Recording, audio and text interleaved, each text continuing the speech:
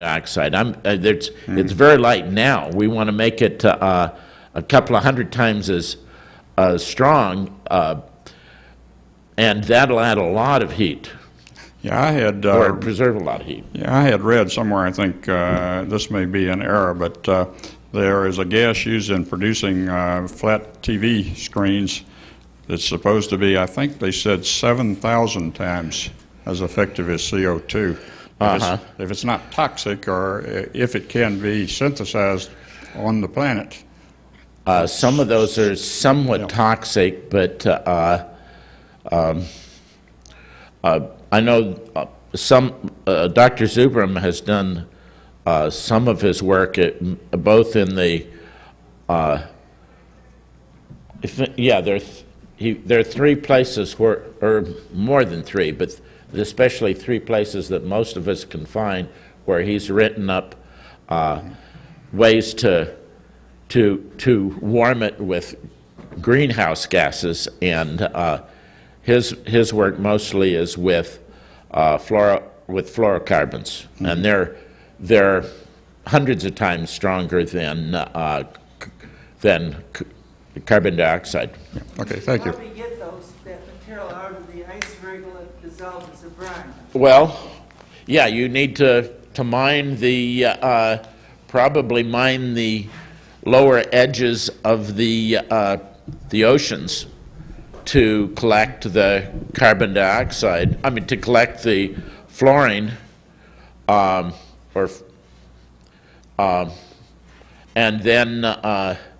then you can manufacture them. Most of the rest is carbon dioxide and maybe hydrogen.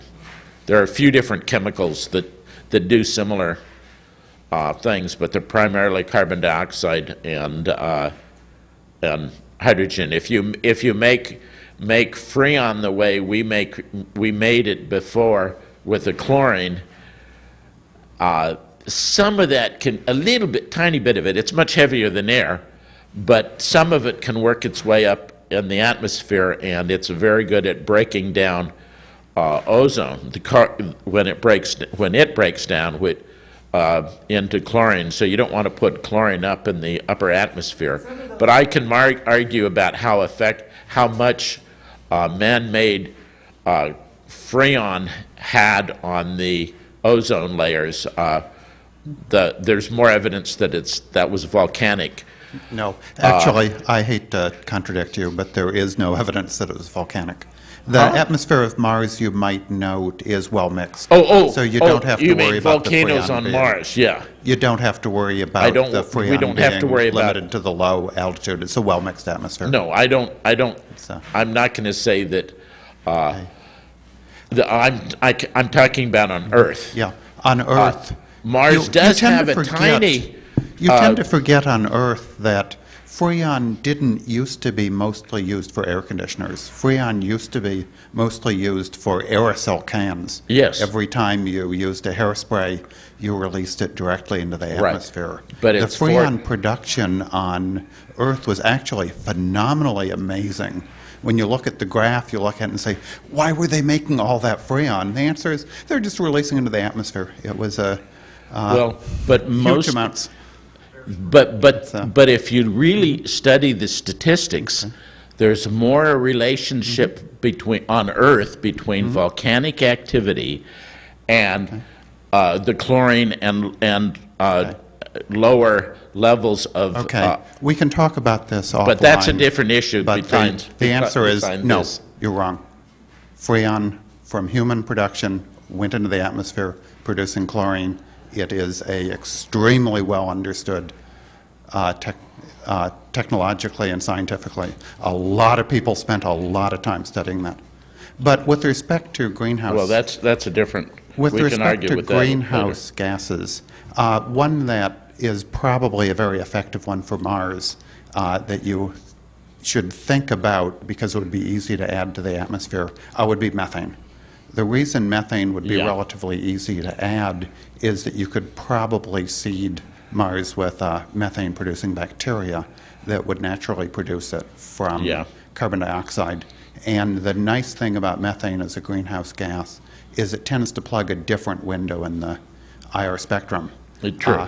So you're getting a linear increase. So you get a water, Yeah. water, carbon dioxide, And methane. And methane. and methane, and yeah, that covers a wider screen, and Makes it more effective. we can use factories to produce a certain amount of it until we get enough oxygen to where the bacteria can